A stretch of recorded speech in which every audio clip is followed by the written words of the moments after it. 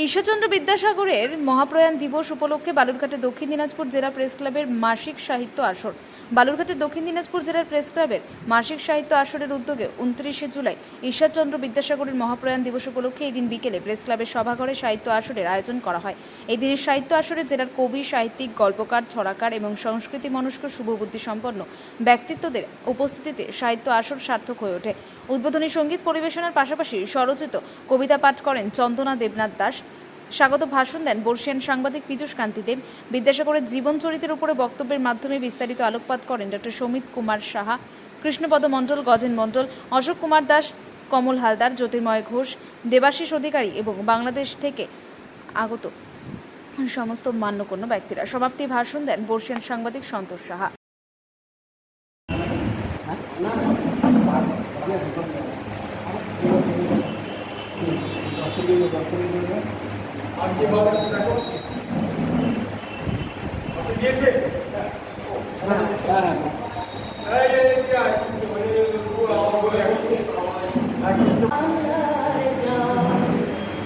বাংলার বায়ু, বাংলার ধান, পূর্ণ পূর্ণ পূর্ণ।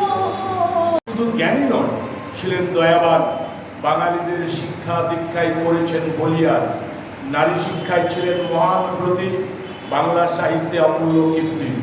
তিনি সমাজ সংস্কারক হিসাবে গণ্য ভারতবাসী।